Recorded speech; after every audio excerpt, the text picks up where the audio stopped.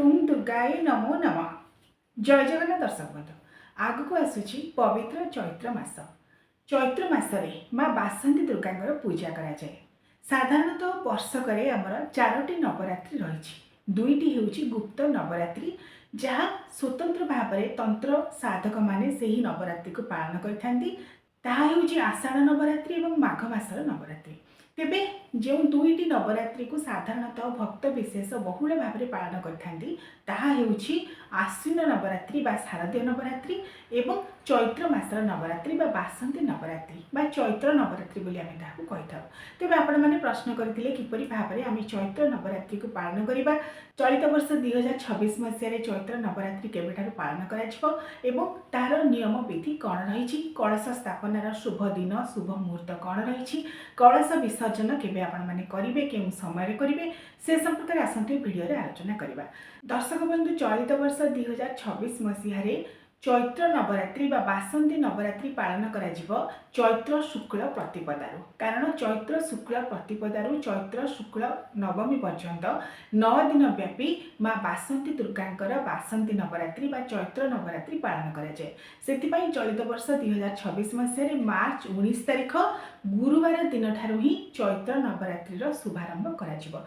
एही दिन साधारणतः 3टी तिथि रहुची। चलित वर्ष प्रतिपदा रहुची, ता सहित अमावास्यार तिथि संयुक्त रहुची एवं द्वितीय तिथि मध्य संयुक्त रहुची।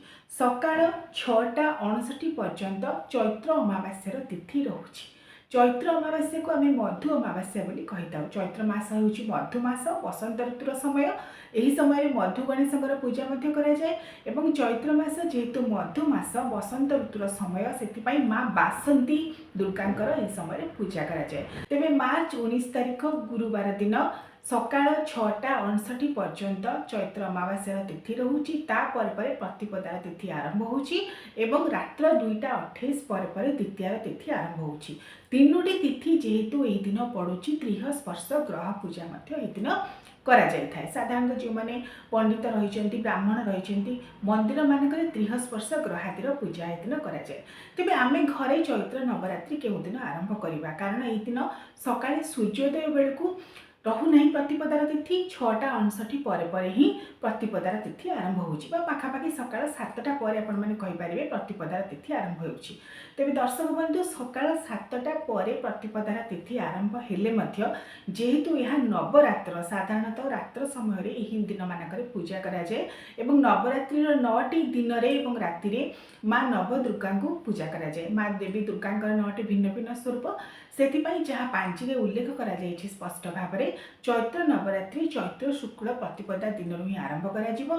एही दिन ही कलश स्थापन करा। सेतिपई बिना कोनोसी द्वंद्व बिना कोनोसी संदेह रे आपण माने चलित वर्ष 2026 मसीह मार्च 19 तारिख दिन ही सकाळ समय रे कलश को स्थापना करेंगे। जो माने बासंती नवरात्रि पालन करने को चाहूँगी बा चैत्र नवरात्रि पालन करने को चाहूँगी सेतिपई शुभ समय होउछि आपण माने सकाळ 6:59 मध्य चैत्र नवरात्रि पूजार शुभारंभ करने कलश स्थापना करें।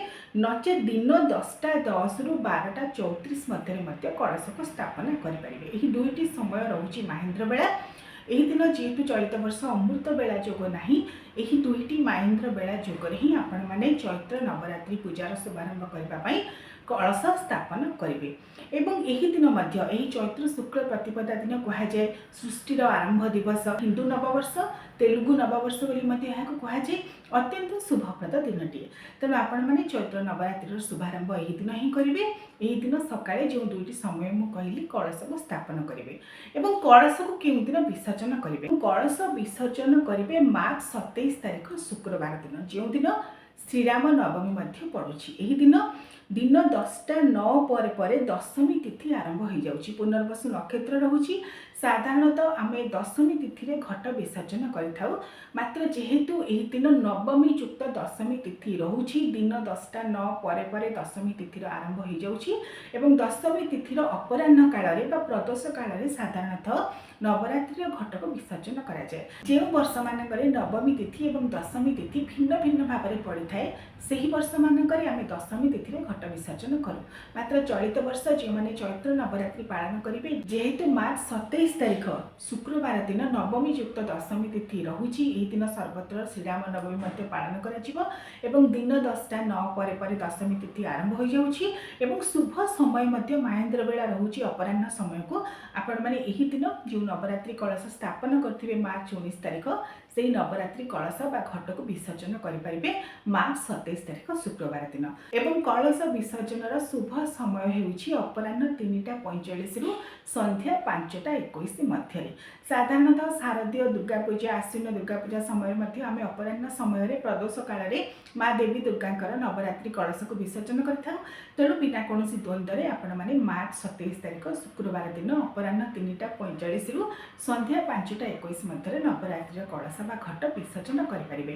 ଯେଉଁମାନେ ଶ୍ରୀରାମ ନବମୀର ଉପାସ କରିବାକୁ ଚାହୁଁଛନ୍ତି ସେମାନେ ଏହି ଦିନ ଶ୍ରୀରାମ ନବମୀ ଉପାସ କରିବେ। ମାତ୍ର ଯେଉଁମାନେ ଚୈତ୍ର ନବରାତ୍ରିର କଳସ ବସାଇଥିବେ ସେମାନେ ଏହି ସମୟ ମଧ୍ୟରେ ଏହି ଦିନ କଳସକୁ ବିସର୍ଜନ କରିବେ, ନବରାତ୍ରିର ବ୍ରତର ପାଳନ ବା ପରିସମାପ୍ତି କରିବେ। ଏବେ ଆସନ୍ତୁ ଦର୍ଶକ ବନ୍ଧୁ ଜାଣିନେବା, ଯେହେତୁ ନବରାତ୍ରିର 9 ଦିନରେ ମା ଦେବୀ ଦୁର୍ଗାଙ୍କର 9ଟି ଭିନ୍ନ ଭିନ୍ନ ସ୍ୱରୂପଙ୍କୁ ପୂଜା କରାଯାଏ। ସାଧାରଣତଃ ଆମର ଯାହା କୁହାଯାଏ ମା ଦେବୀ ଦୁର୍ଗାଙ୍କର 9ଟି ସ୍ୱରୂପ ହେଉଛନ୍ତି, ଯାହାଙ୍କୁ ସ୍ୱୟଂ ବେଦପତି ବ୍ରହ୍ମା ଦେବୀ ପୁରାଣରେ ବର୍ଣ୍ଣନା କରିଛନ୍ତି। ପ୍ରଥମଂ ଶୈଳପୁତ୍ରୀ ଚ ଦ୍ୱିତୀୟେ ବ୍ରହ୍ମଚାରିଣୀ ତୃତୀୟେ ଚନ୍ଦ୍ରଘଣ୍ଟେ ତୁ କୁଷ୍ମାଣ୍ଡେତି ଚତୁର୍ଥକମ୍ ପଞ୍ଚମଂ ସ୍କନ୍ଧମାତେତି ଷଷ୍ଠଂ କାତ୍ୟାୟନୀ ତଥା ସପ୍ତମଂ କାଳରାତ୍ରିତି ମହାଗୌରୀତି ଚାଷ୍ଟମଂ ନବମଂ ସିଦ୍ଧିଦାତ୍ରୀ ଚ ନବଦୁର୍ଗା ପ୍ରକୃତିତା। ମା ଦେବୀ ଦୁର୍ଗାଙ୍କର ଏହି 9ଟି ସ୍ୱରୂପଙ୍କୁ ଭିନ୍ନ ଭିନ୍ନ ଦିନମାନଙ୍କରେ ନବରାତ୍ରିର 9 ଦିନରେ ପୂଜା କରାଯାଏ, ଆବାହନ କରାଯାଏ। ଏବେ ଆସନ୍ତୁ ଦର୍ଶକ ବନ୍ଧୁ ଜାଣିନେବା, ନବରାତ୍ରିର 9 ଦିନରେ ଯେତେବେଳେ ଆପଣମାନେ ମା ଦେବୀ ଦୁର୍ଗାଙ୍କର 9ଟି ସ୍ୱରୂପଙ୍କୁ ପୂଜା କରିବେ, କେଉଁ ଦିନ କ'ଣ ଭୋଗ ଦେବେ। ନବରାତ୍ରିର 9 ଦିନରେ ଅର୍ଥାତ୍ ଚୈତ୍ର ଶୁକ୍ଳ ପ୍ରତିପଦାରୁ ଆରମ୍ଭ କରି ଚୈତ୍ର ଶୁକ୍ଳ ନବମୀ ମହାନବମୀ ପର୍ଯ୍ୟନ୍ତ 9ଟି ଦିନରେ ଭିନ୍ନ ଭିନ୍ନ ଭୋଗ ଆପଣମାନେ ସମର୍ପଣ କରିପାରିବେ। ନବରାତ୍ରିର ପ୍ରଥମ ଦିନରେ ଯେଉଁଦିନ ଆପଣମାନେ କଳସକୁ ସ୍ଥାପନ କରିବେ, ଚୈତ୍ର ଶୁକ୍ଳ ପ୍ରତିପଦା ଦିନ, ଏହି ଦିନ ମାଙ୍କର ଶୈଳପୁତ୍ରୀଙ୍କର ସ୍ୱରୂପ। ତେଣୁ ମା ଶୈଳପୁତ୍ରୀଙ୍କୁ ଆପଣମାନେ ଗୁଆ ଘିଅ ବା ଗୁଆ ଘିଅରୁ ପ୍ରସ୍ତୁତ କୌଣସି ମିଷ୍ଟାନ୍ନ ପ୍ରସ୍ତୁତ କରି ସମର୍ପଣ କରିପାରିବେ। ନବରାତ୍ରିର ଦ୍ୱିତୀୟ ଦିନରେ ଯେଉଁଦିନ ମା ବ୍ରହ୍ମଚାରିଣୀଙ୍କର ପୂଜା କରାଯିବ, ସେହିଦିନ ମିଶ୍ରି, ଚିନି ବା ସେଥିରୁ କୌଣସି ପ୍ରସ୍ତୁତ ଦ୍ରବ୍ୟ ପ୍ରସ୍ତୁତ କରି ମାଙ୍କୁ ସମର୍ପଣ କରିପାରିବେ। ନବରାତ୍ରିର ତୃତୀୟ ଦିନରେ କ୍ଷୀର ବା କ୍ଷୀରରୁ ପ୍ରସ୍ତୁତ କୌଣସି ପ୍ରକାର ଦ୍ରବ୍ୟ ପ୍ରସ୍ତୁତ କରି ମାଙ୍କୁ ସମର୍ପଣ କରିପାରିବେ, କ୍ଷୀରି ମଧ୍ୟ ସମର୍ପଣ କରିପାରିବେ। ଚନ୍ଦ୍ରଘଣ୍ଟାଙ୍କର ସ୍ୱରୂପ, ନବରାତ୍ରିର ତୃତୀୟ ଦିନରେ ମା ଚନ୍ଦ୍ରଘଣ୍ଟାଙ୍କୁ ପୂଜା କରାଯାଏ। ନବରାତ୍ରିର ଚତୁର୍ଥ ଦିନରେ ମା କୁଷ୍ମାଣ୍ଡାଙ୍କୁ ପୂଜା କରାଯାଏ। ମା କୁଷ୍ମାଣ୍ଡାଙ୍କୁ ମାଲପୁଆ ବା ଛେନା ତାଡ଼ିଆ ଜାତୀୟ ଖାଦ୍ୟ ଆପଣମାନେ ଭୋଗ ରୂପରେ ସମର୍ପଣ କରିପାରିବେ।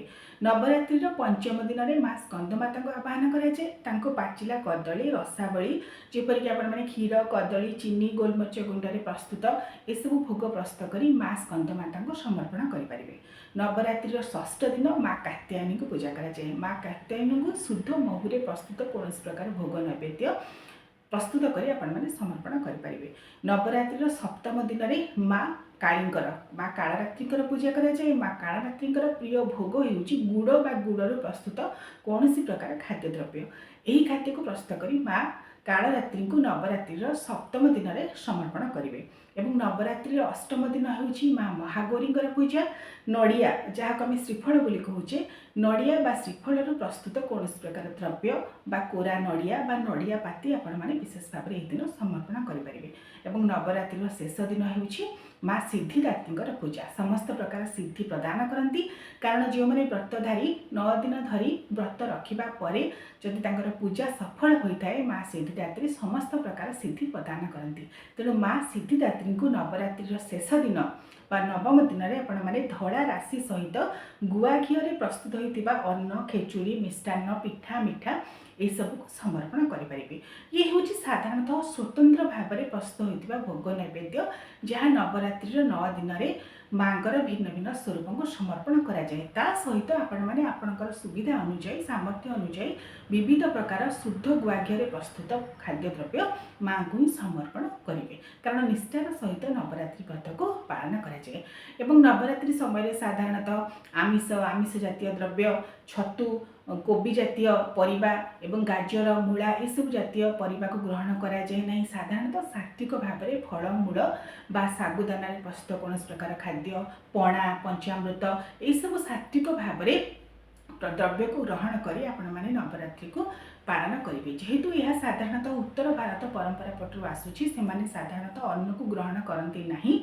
एवं नवरात्रि जदि आपण माने पालन करुछंती जेहेतु यह सही परंपरा आसीची आपण माने सही नियम को मानिले भल। तेबे आपणकर शरीर को सुस्थ रखी आपण माने व्रत रखिबे, कारण शरीर सुस्थ रहिबा निहाती मध्ये आवश्यक। आपण माने आपणकर शरीर को देखि आपणकर सामर्थ्य अनुसार सुविधा अनुसार नवरात्रि व्रत को पालन करंतु बोली मन तथा आपण मानक कहि परिबी।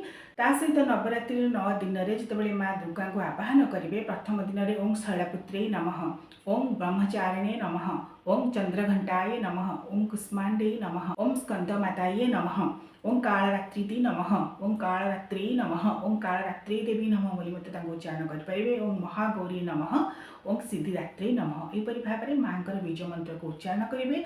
ता सहित माँ देवी दुर्गा जहाँ मंत्र आपण मैंने जानते श्लोक स्तुति दुर्गा सहस्रनाम दुर्गा चालीसा दुर्गाष्टकम यू को पाठ कर माँ देवी दुर्गा उद्देश्य व्रत रखिए। आगक जेहेतु चैत्र नवरात्रि आसूची शुभ अवसर में आपण मानक अनेक अनेक अभिनंदन। ओम दुम दुर्गाय नमः।